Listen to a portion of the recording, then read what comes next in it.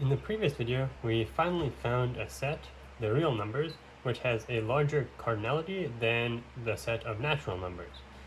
Any set with a larger cardinality than the natural numbers is said to be uncountably infinite, and now we're going to be exploring some other uncountably infinite sets.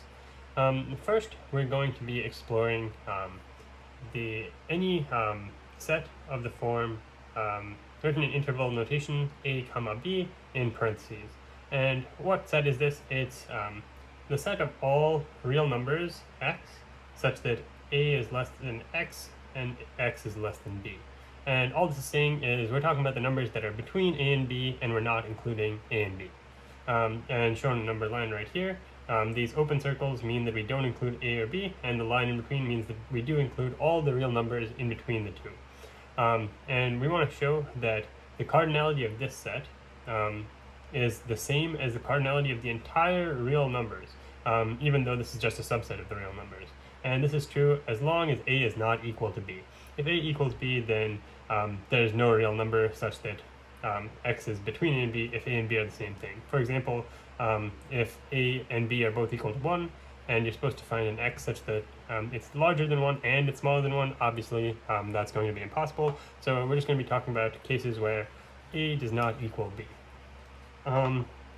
So as always, if we're trying to find, if we're trying to show that these sets have the same cardinality, what we're looking for is a bijective function from one of the sets to the other. We're trying to establish a one-to-one correspondence and a function which shows this one-to-one correspondence between the two sets. And you can take a moment to try and think about this. I think all of the functions that work for this problem are more typical of what you would find in, say, a high school algebra class. A lot of the other things we've talked about so far seem like a different type of math than you normally see in a classroom for a lot of settings, but you probably want to think more along those lines if you want to try and solve this problem yourself. I hope you give that a shot. Hopefully you solved it yourself, but I'll go ahead and present the solution now. At least my solution and a couple of other alternative solutions. I imagine there are many additional ones that I haven't even thought of. But the case I'm going to present is for a function that looks like this. And I already said that it is in fact true that these have the same cardinality, so I'm just going to tell you what the bijective function is. And this works for any a and b again, as long as a does not equal b. So I'm going to write it as a piecewise function. So I'll write it first and then I'll justify why this is true.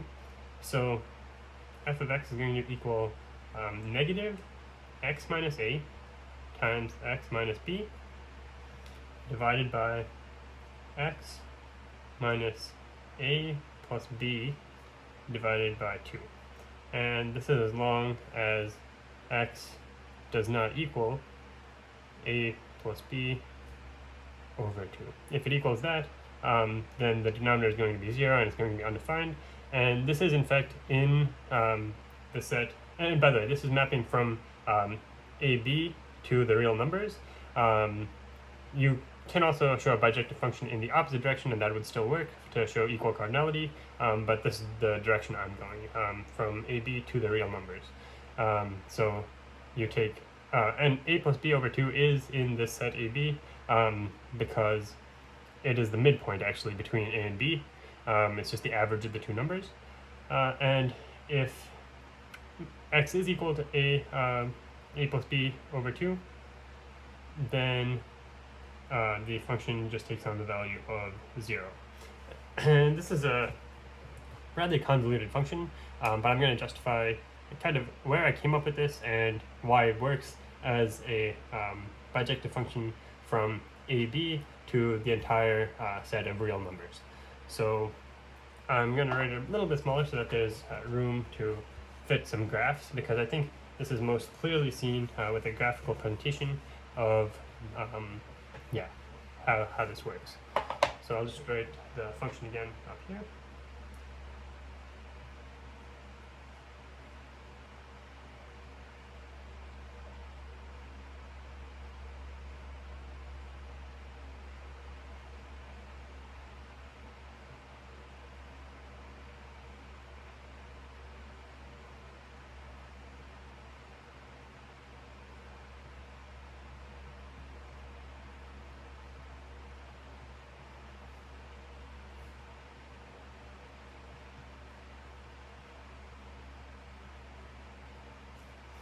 And so now we're going to be looking into what this actually means.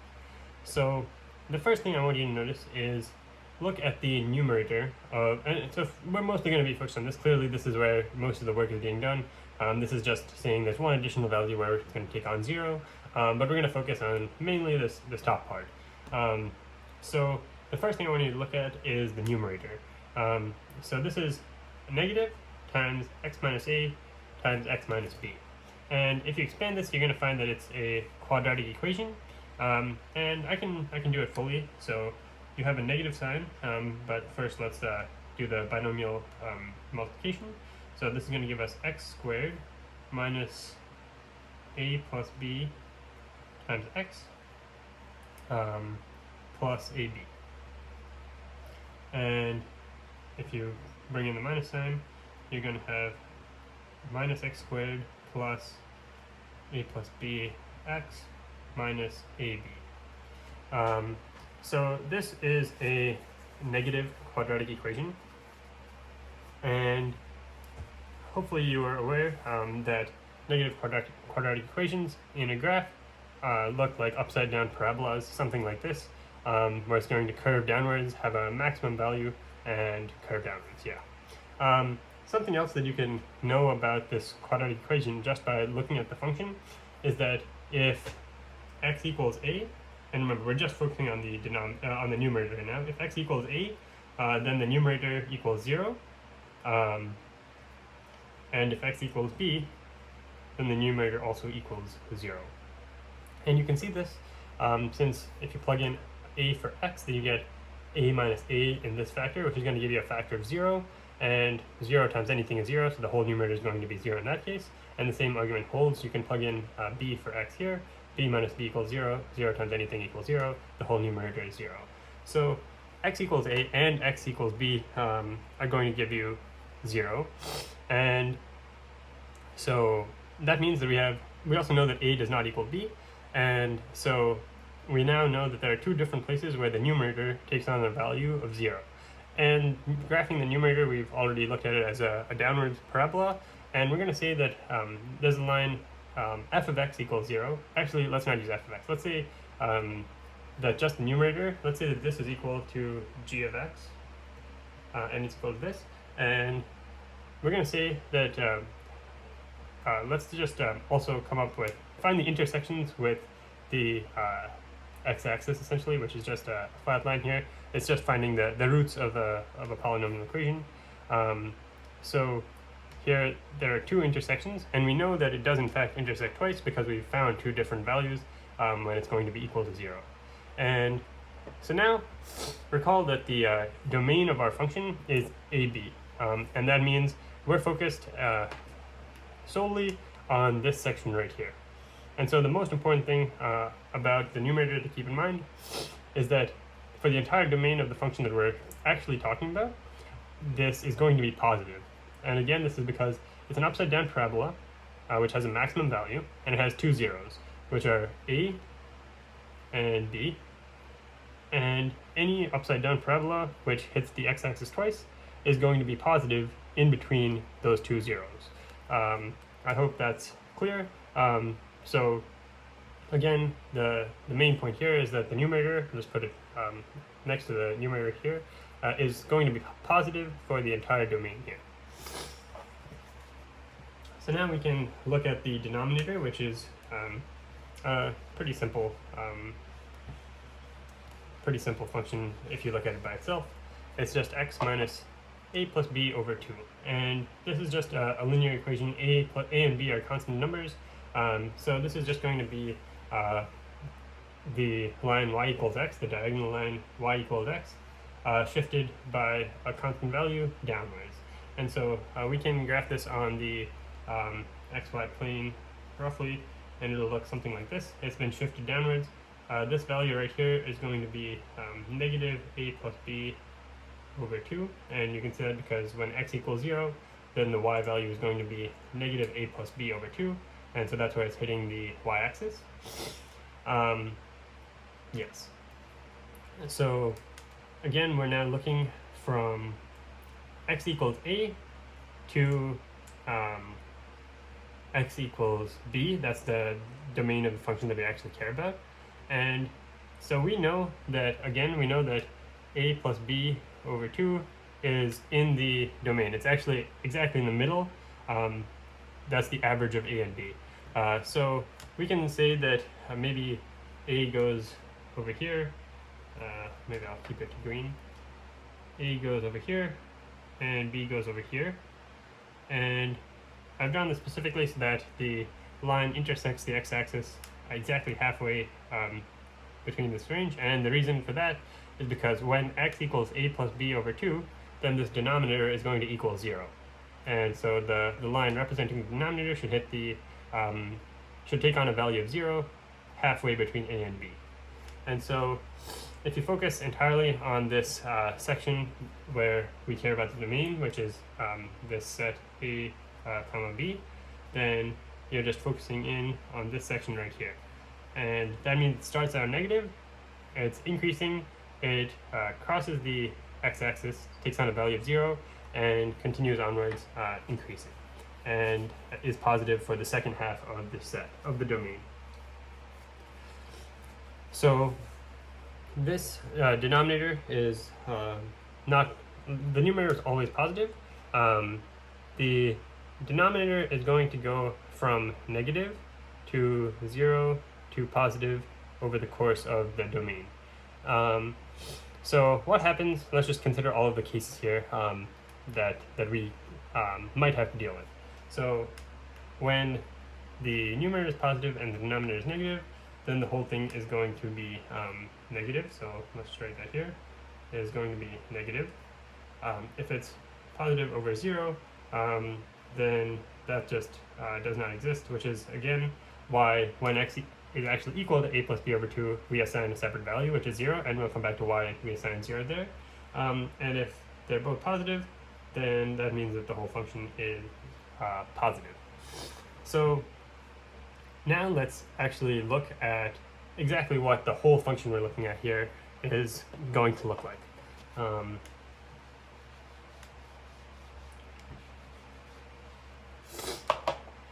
So yeah, let's again draw let's draw the numerator and the denominator again. Let's say this is the numerator, this is the denominator. Remember, this one is a parabola, this one is a line, and this is like we're saying only on the domain from a to b. So this is a, this is b, and this entire region is positive. And this is a, actually it should really just be the x value. That's a, here's b, and right here it's going to hit 0. And so now what does this divided by this give us at any given time?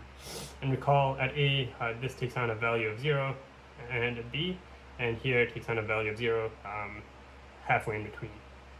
So now in red I'll try and draw what f of x itself looks like, which is this numerator divided by this denominator.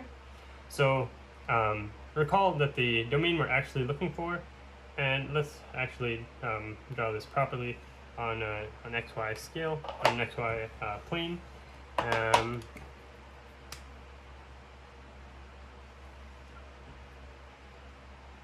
So again, I'll draw it like a and b are both positive, but they can really be any real numbers. So here's a to b. So recall, we don't actually care. The domain does not include a or b. It includes everything in between. If it included a, then that would be 0 divided by some negative number, which would just be 0. So we can draw an open circle at 0. I'll actually use a different color.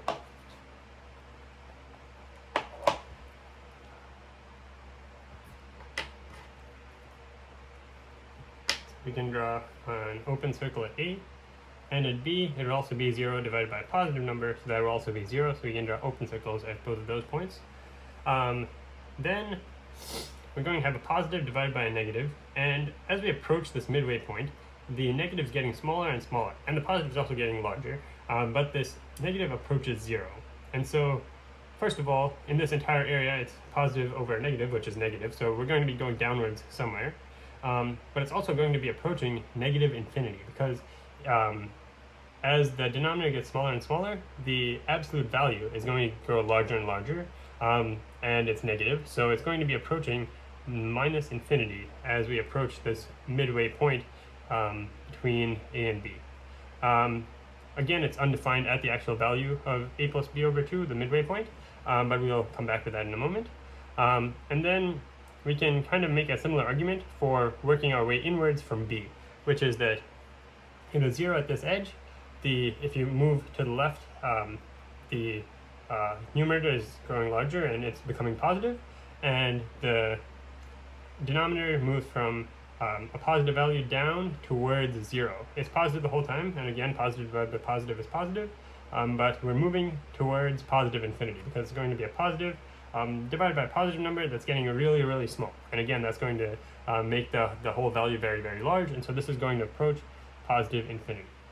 And so we have something like this, and essentially now you can find that this is mapping to every real number.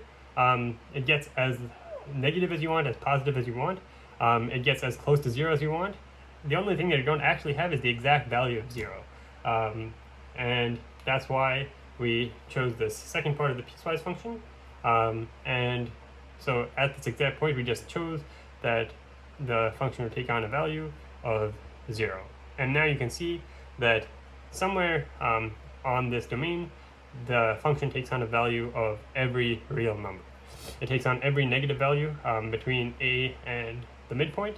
It takes on every positive value between b and the midpoint, and at the midpoint exactly, it takes on the value of 0. And so that shows you that for any real numbers a and b, the set of all real numbers between them is equal in cardinality to the set of all real numbers. And again, that's because this is a bijective function between the two. So one special case of this that you should just keep in mind is that the cardinality of 0, 1, which is all numbers between 0 and 1, all real numbers between 0 and 1, is equal to this cardinality of the real numbers. And this is just substituting 0 and 1 for a and b. These are real numbers, they're not equal to each other, so the argument that is made in a very general sense does apply in this specific case. There are other ways to show this in this specific case. So here's one, it's called the sigmoid function. This actually maps in the opposite direction. It takes any real number as an input, and it will squish it into the set of numbers from 0 to 1. And so the sigmoid function is written as sigma of x equals 1 over 1 plus e to the minus x. This is used in a variety of places. I know it's used in machine learning for some purposes, but we can see why exactly this does map the real numbers to the set 0, 1. When x is very negative, then this is e to a large positive number, which is very large, and 1 over a large positive is going to be approximately 0. It's going to approach 0 rather. So this can get as close to 0 as you want when x is very negative. And on the other hand, when x is very positive, you are looking at e to the minus something very large, which is going to approach 0. And so then this whole denominator is going to approach 1. And 1 over 1, 1 over something approaching 1 is itself going to approach 1. So it's going to go from 0 to 1 essentially. So, and you can put any real number in for x and find this to be true. There's also another option, which is which you can think of like graphically, where looking at the function that I chose here, it looked something like from a to b with a midpoint here going like this and like this. So you know it kind of has to have asymptotes because otherwise you're not going to approach infinity in any finite space. Another function which is very well known, which if you've taken any trigonometry, you will have seen with asymptotes is the tangent function, which goes something like this at a very regular period. It's just goes, and so I'm not going to go into too many specifics about this, but you can like mess with the tangent function to shrink the size of one of these windows and get it to focus around. Usually, so one example is there's an asymptote at minus pi over 2 to pi over 2, I believe. And so instead you could kind of mess with what's inside of the tangent function, so that instead of that you would get 0 and 1 here, and then it would take on every real number in between them. And so those are a couple of other options, but this function allows you to show in a more general case that for any subset of the real numbers between a and b, where a and b are not equal to each other, the cardinality of that set is going to be equal to the cardinality of the entire set of real numbers. And also remember this fact that it's true in the specific case of a equals 0 and b equals 1. We will be using that in the next video or in an upcoming video at some point. Thank you for watching.